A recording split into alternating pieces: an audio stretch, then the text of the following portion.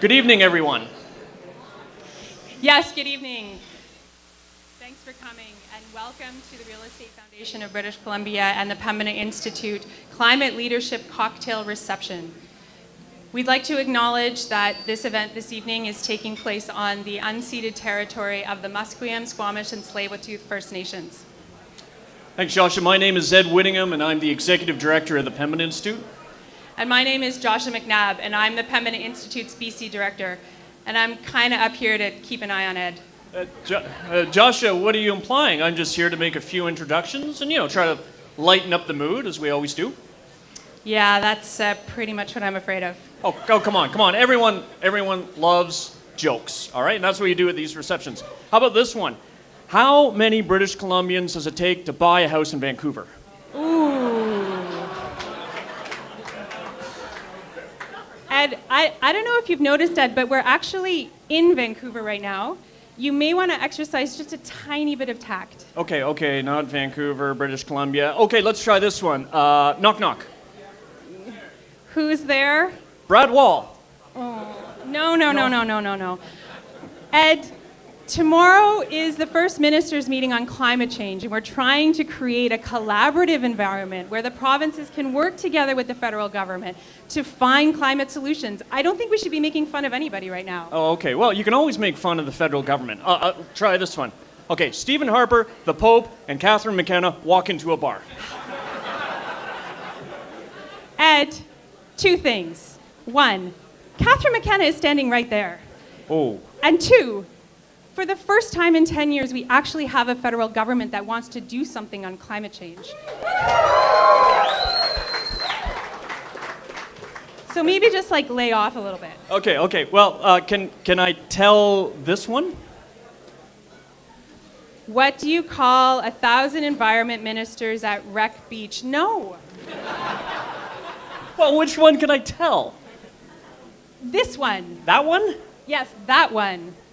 Why should you bring up climate change every time you meet a stranger? Why, Ed? Because it's an icebreaker. Feel better? Not at all. Well, maybe it will make you feel better to talk about some of the wonderful sponsors who've made tonight's event possible. Yes, what a great idea, Joshua. Because climate action at all levels, what a segue, is underway. But make no mistake, we are facing a huge challenge. Did you know, according to the Insurance Bureau of Canada, claims paid out by insurers for severe weather events have climbed from more than an average of $400 million a year to now over $1 billion a year? It is a huge challenge, and that's why we're particularly grateful to the sponsors who've helped to make tonight's event possible. I'd like to thank the Sitka Foundation, the North Growth Foundation, the Insurance Bureau of Canada, Van City Credit Union, and of course our co-host this evening, the Real Estate Foundation of British Columbia.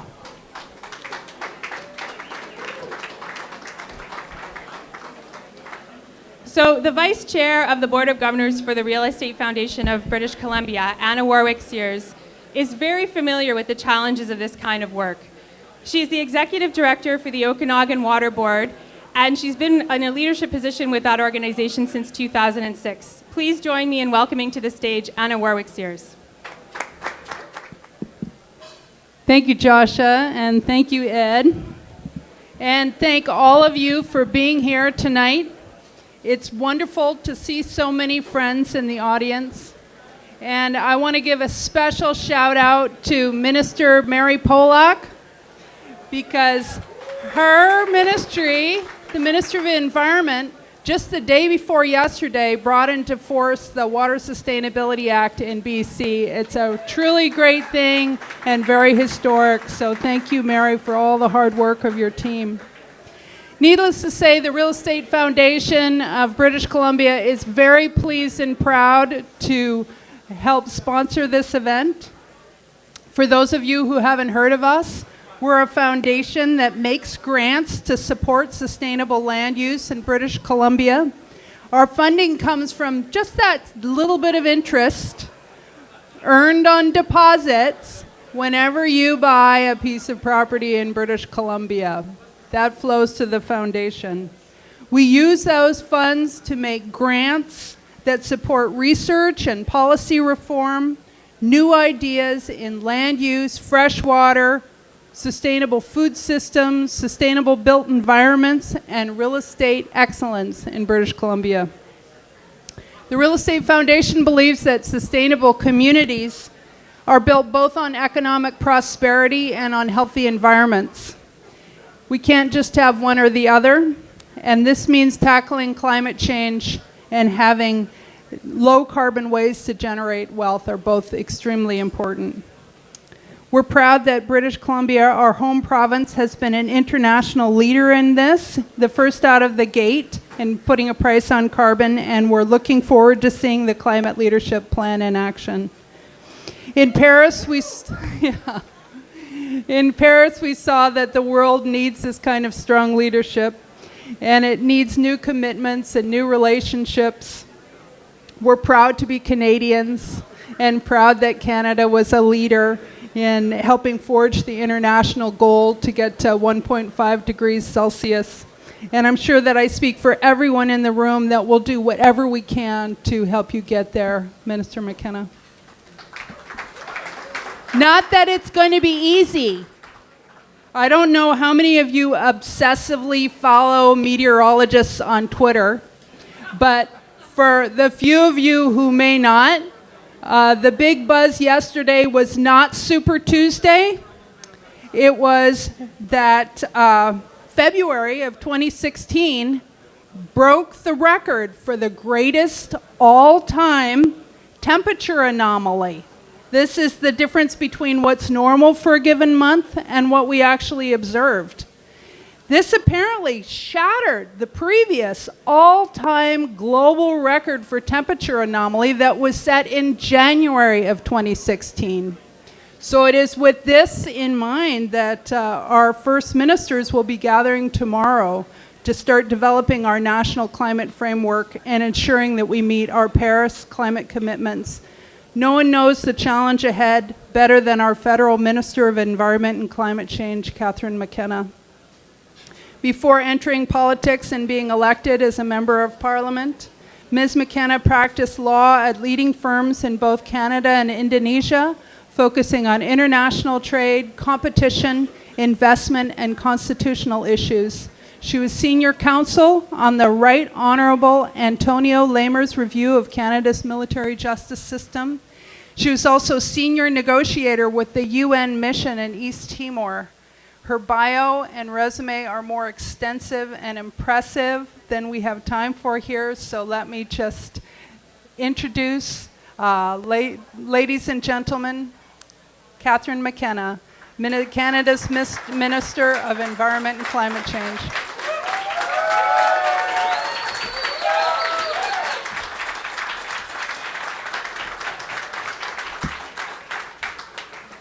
So I thought you'd be okay if I dressed down. I went for a little run. I'm in Vancouver. There's a blizzard in Ottawa, so I got out there and I thought I'd put my jeans on.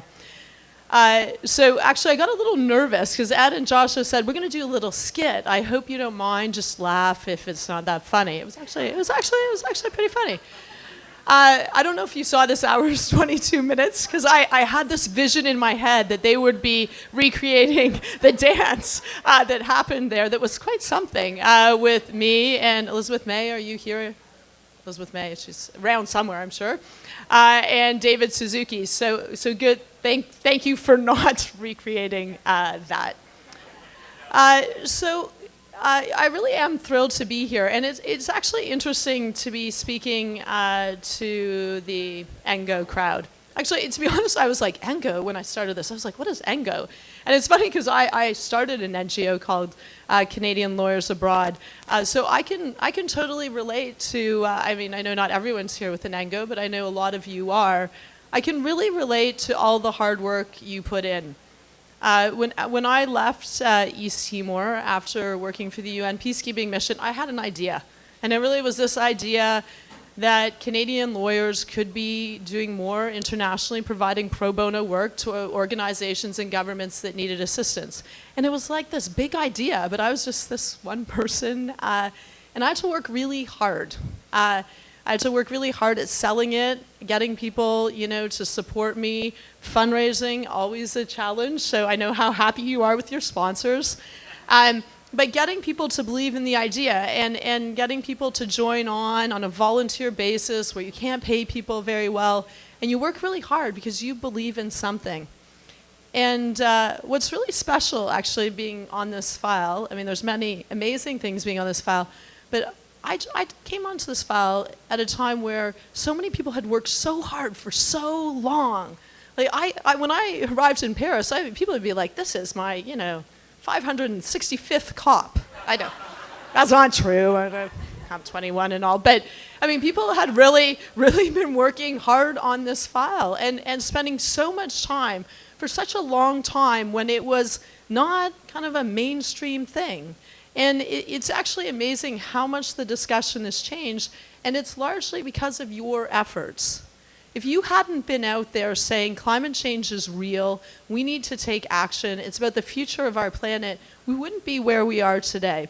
And I really say that I am humbled because it was great. It was great being in Paris at a time where there was momentum. I know a lot of you were there when there wasn't momentum. And you just kept on going because you really believed it was important. And I'm actually really lucky to have someone on my team who you guys all know. Where's Marlo? There's Marlo. So, I mean, Marlo is someone who worked really hard for a really long time because he believed that it was really important and that we could make a difference and we had to make a difference. So I want to thank you. And when I was in Paris with the Canadian delegation, I wasn't there alone. We were there with the provinces and territories. We were there with NGOs. We were there with Indigenous leaders. We were there with youth. We were there with business. We were there with mayors. And that's really what Canada is about. And that's why I keep on saying this. Climate change is not a partisan issue. It can't be a partisan issue. That is a total wrong-headed approach to this. And it's going to, we're not all going to have, we're going to have different views and different perspectives on this. But the reality, we just have to do the hard work now. We have to figure out how are we reducing our emissions, how do we move to a low carbon future, and how do we do it in a way where we actually create jobs and create growth. And the good news is at Globe, you come and everyone, it's like, everyone who's in Paris is now at Globe talking about this. And this is the kind of positive conversations with unlikely suspects, really, that many Canadians wouldn't expect. That you have NGOs talking to business, you have youth there with Indigenous leaders, and that's the way we actually are going to make some progress on this file, and we really have no choice.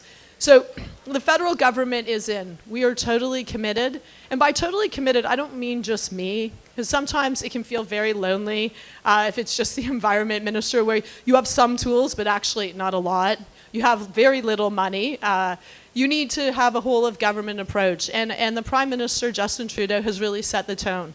This is one of our absolutely top priorities.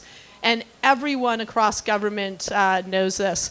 And it was quite funny because you may know our kick-ass defense minister, Harjit. He is pretty cool. He was really funny. He sent me a text message. He's like, "You will not believe this. I was in Alberta visiting a base, and it was the most energy efficient building in the whole province." And I was like, this is exactly what I want to hear. I am like a broken record at cabinet meetings. I'm like, I don't really care. Does it reduce emissions? That's all I care. Does it reduce emissions? But I think this is the approach we need to take, and I would encourage you to do this in a positive spirit. We need to engage every single Canadian and make them feel like they're part of the solution.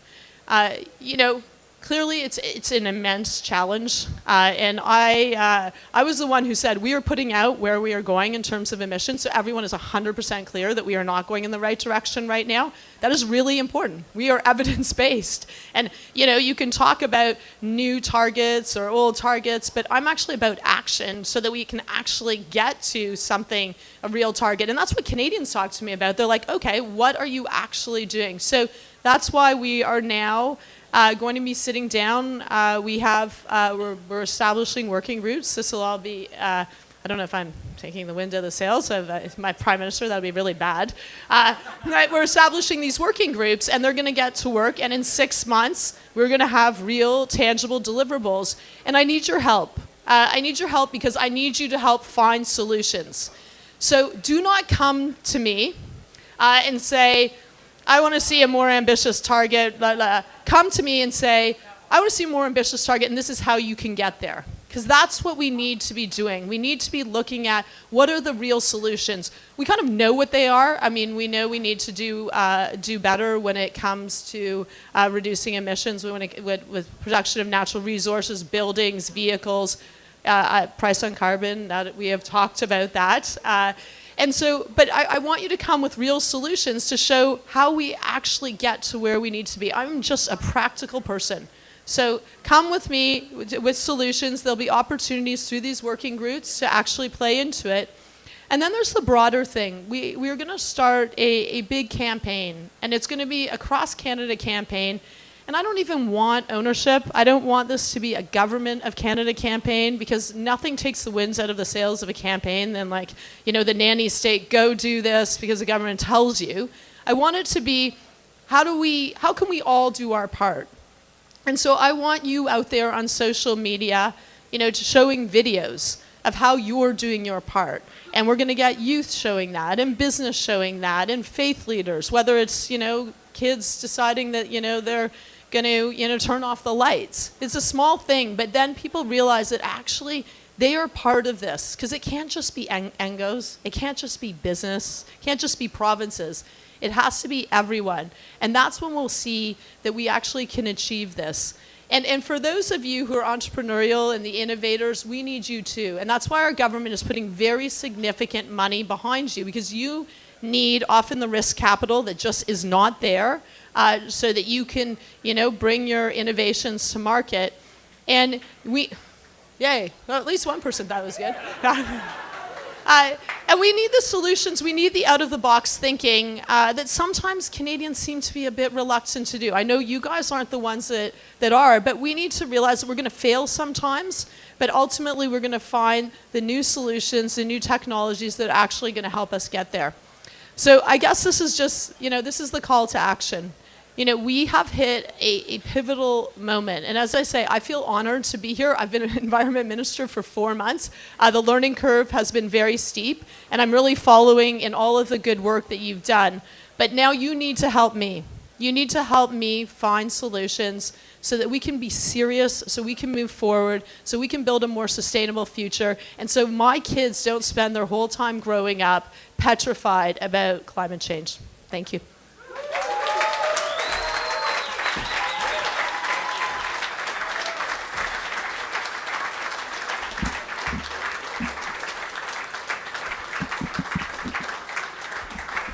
Thank you, Minister. Thank you so much. And I got to say thank you for setting powerful examples for us. So with what you said and what you're doing, thank you for setting the example of that Canadian can-do, action-based, solutions-based approach to climate change. We can do this. Thank you for anyone who's in Paris. I think this is the hardest working person in Paris. Through her own personal heroic efforts and sleep deprivation, people should understand how much she was a part of that agreement that came out. Thank you for that.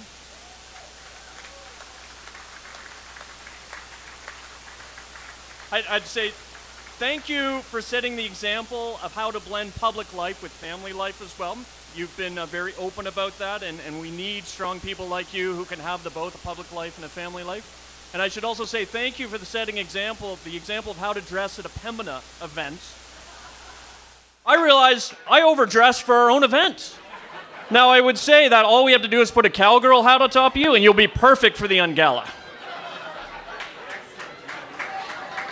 All right, I would like to bring back my colleague Joshua, who is going to introduce to us Minister Mary Polak. Thanks, Ed, and thanks, Minister McKenna. So, we've heard some great things about what the federal government is intending to do, but we know... Thank you. We know the federal government can't do it alone, and we heard that very loud and clear. Talk louder. I can do that. We know the federal government can't do that alone, and we heard that loud and clear from Minister McKenna. We know the provinces have to be a collaborative partner in this endeavor that we're all undertaking together. So British Columbia was certainly one of the early leaders back in 2008 with a number of very innovative policies. And right now, we are waiting with anticipation to see what the next moves from BC are going to be with the Climate Leadership Plan, which is forthcoming in June of this year. Spearheading that effort is the Honourable Minister of the Environment for British Columbia, Mary Polak. Minister Polak has been the Environment Minister in BC since 2013, and before that she held a number of other ministerial posts, including Transportation and Infrastructure, Aboriginal Relations and Reconciliation, and Children and Family Development. And it is my pleasure to introduce the Honourable Mary Polak. Thank you, Joshua, and thank you to Pembina for hosting. We've got some good shushers in this room. That's very, very good. Thank you. Minister McKenna, Katherine, I have to tell you, every time I hear you speak, every time we meet together, I come away just feeling so invigorated because we finally have a partner. Thank you so much. Governments love to get up and take credit for all the wonderful things they're doing, so pretend I did that already, okay? And that part of my speech is done. Because I don't think that really helps. It has some efficacy in terms of maybe sharing some ideas. I want to do some acknowledging, though, of some things I think are really important that have occurred, some people that are important, and lead that into where I think we can go. So the climate leadership team and their recommendations have been mentioned. We gave these people just a terribly difficult job. And wherever you sit on the side of resource development, resource extraction, environment, climate change, wherever you sit on that spectrum of opinion, we asked these people to do what some folks would say is the impossible, and that is give British Columbia recommendations for a plan that could keep us in a leadership position on climate, i.e. you got to see our emissions going down, get to our targets, do so in the context of maintaining affordability, competitiveness for industry, and just to make it interesting, make it so we can also develop some liquefied natural gas plants at the same time. This was no job for the tender-hearted, and I know that the people who came together around the table looked at one another and thought, I'm crazy. Why did I come to this table? This is impossible. There are some of them in this room, and I want to acknowledge the ones that I've noticed, so I'm going to go along, and I see Zipporah Berman over there, wave.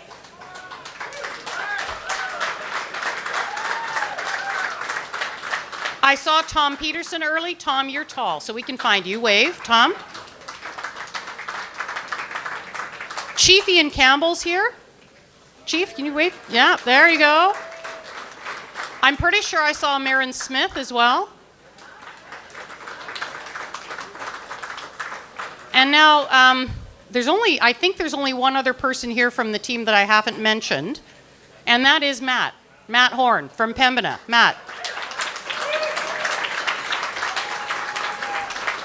Now, Matt's pretty impressive just because he does a lot of great things with Pembina, and he's the quiet kind of guy that figures the stuff out behind the scenes and then gets stuff done. But I'll tell you, this guy, he has like 4 times the Twitter followers that I have.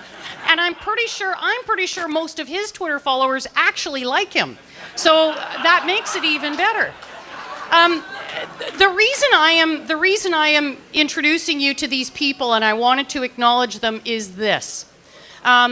If you think about those folks coming together with people from big industry and sitting around that table and trying to come to grips with that kind of a mandate, it was going to be a recipe for trouble.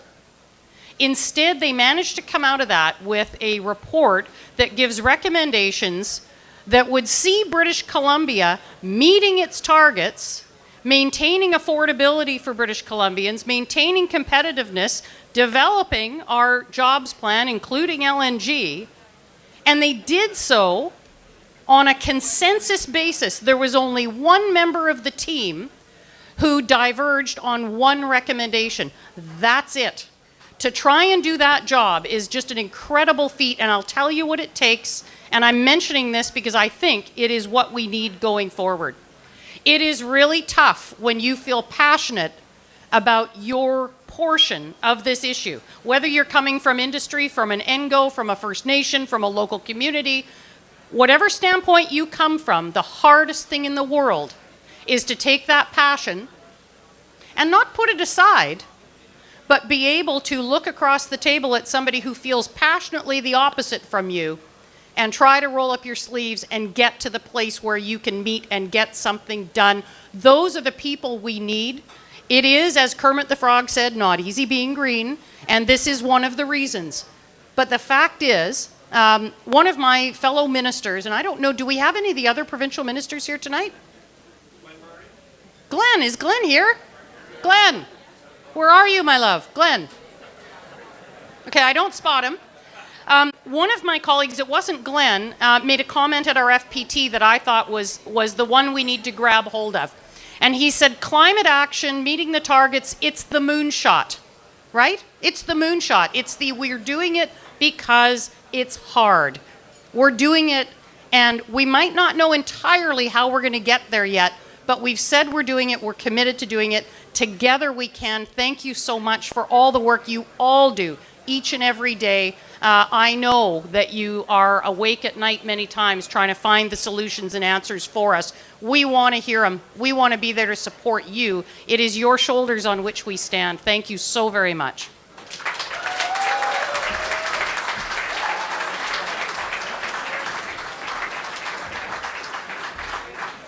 Great. Thank you so much, Minister Polak. Folks, we're in the home stretch. I think Minister Polak outlined well the challenge that BC faces. I'm glad she named the climate leadership team members, the ones who are here. You've got a sage council. We know with that sage council, you're going to take their counsel as sage and follow their recommendations. It's an exciting time for BC. It's an exciting time for Canada. We've got, in an unprecedented way, Canadians coming together. We've got this great alignment of a federal government, provinces that want to work together on this, Canadians coming together from all stripes. We saw it on Tuesday with the launch of Smart Prosperity and the number of people standing behind that. So it's a great time. Let's get stuff done. Joshua. So thanks again to everybody who's come. This is certainly the challenge of our generation, and it is up to us to get this right. We have to get this right.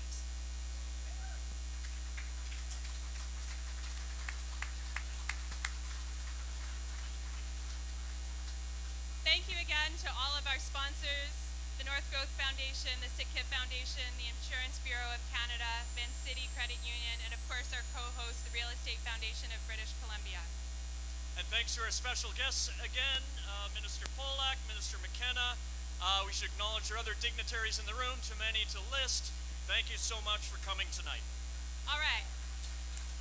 There's beer over there, and there's drinks over there. That's all you need to know. Have a great night. Good night, everyone. Enjoy yourselves.